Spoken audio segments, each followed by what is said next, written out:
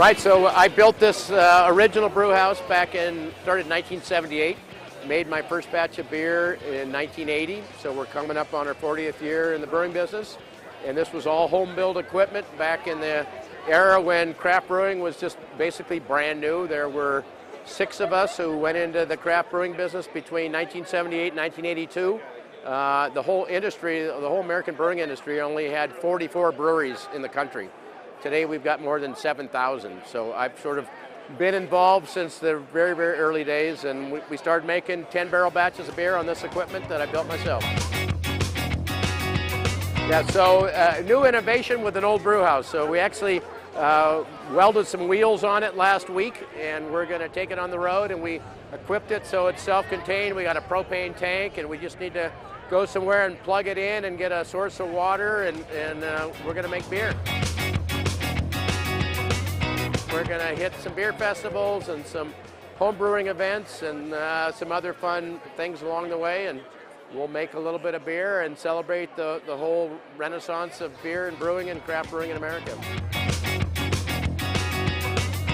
So when I started brewing in 1980, you couldn't buy brewing equipment. I mean, if you think back, no internet, you had to go to the yellow pages to find stuff. There was not any availability of information on how to build a brewery. Nobody was really building small breweries.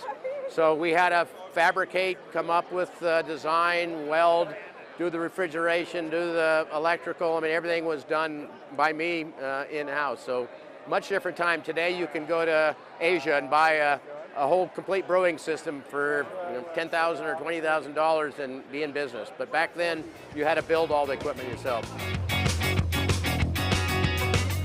Yep, so in 1980, there were 6 craft breweries. So when we opened up, there was 5 others around the whole country.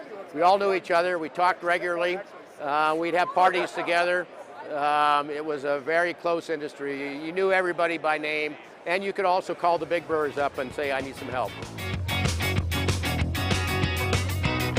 It was pretty amazing. I was hoping to get 200 brewers to participate in the Resilience Fundraising Beer Project, and we ended up with nearly 1,500. And brewers from across the country, suppliers, malt suppliers, cardboard suppliers, everybody chipped in, can suppliers. Ball helped out here in Colorado.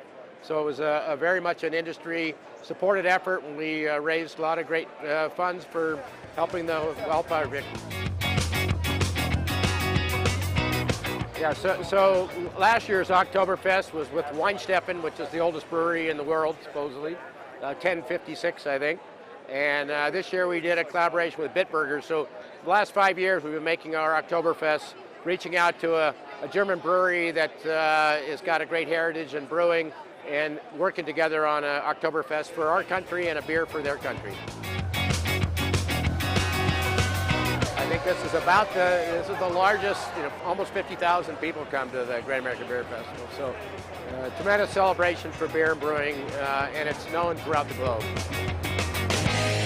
So late 1800s, early 1900s, Tampa was the biggest purchaser of Cuban-made tobacco in the world. There were hundreds and thousands of people hand-rolling cigars in Tampa. So it was known as the cigar capital of the world. It's where the name Cigar City comes from. So again, really the whole premise of the brewery was really to tell the story of Tampa, Florida through beer.